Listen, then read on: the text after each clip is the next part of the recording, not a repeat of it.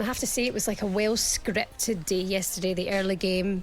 City getting points, closing the gap to Arsenal, and then it was all on Arsenal to just maybe try and get a point from that, and then taking all 3 points in the last minute was epic. But Manchester City, Cass, are you thinking you're going to see them go in this run of form now that everybody's waiting for? Well, I think Mikel Arteta will be very concerned that people like Phil Foden have come back to form very quickly. I mean, he's still got 14 goals this season for club and country, which is a good return. And he's missed quite a bit as well, and he's been in and out of the team. His 4th goal in 3 matches yesterday. What is it that's changed for Phil? He looks sharp. You know, one thing we don't take on board really with sportsmen is that when you've got that little bit of an edge about you and you're absolutely spot on physically and you feel great, when you're on, you're playing your best football, you look like a completely different player. Now, Phil Foden is a terrific footballer. We all know that. And he's so dangerous. I call him the octopus because he looks like he's got 8 legs at times where he just he gets him in all awkward positions. He twists and turns. Dan Burn, who, by the way, was up against him yesterday, was getting increasingly frustrated with him because he didn't know which way he was going to go. You know, he's in and out and moving really quickly.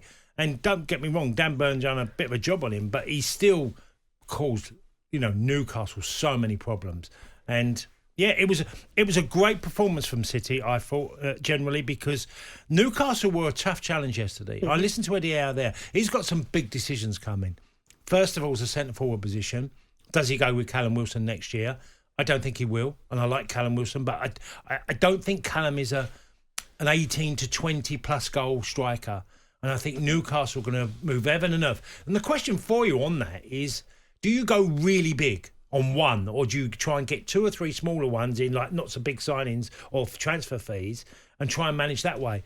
I think Newcastle need to go do a big transfer in that position. Do you think that he's getting that right, though? Or would you not like to see maybe Isak getting that shot in front of goal more often now and see if he can get more experience under his belt? Well, look, there's a couple. Isak is, you don't know if he's quite ready to come in and take that role, but I think he will play the games that are coming in the next few weeks for Newcastle.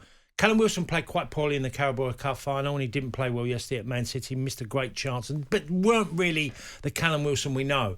I think he'll get the chances now to be leading the line. I think that is definitely going to happen. And then in the summer, I think the activity is going to be in the forward areas for Newcastle because they created a lot yesterday. I mean, Joe Linton's missed an absolute sitter.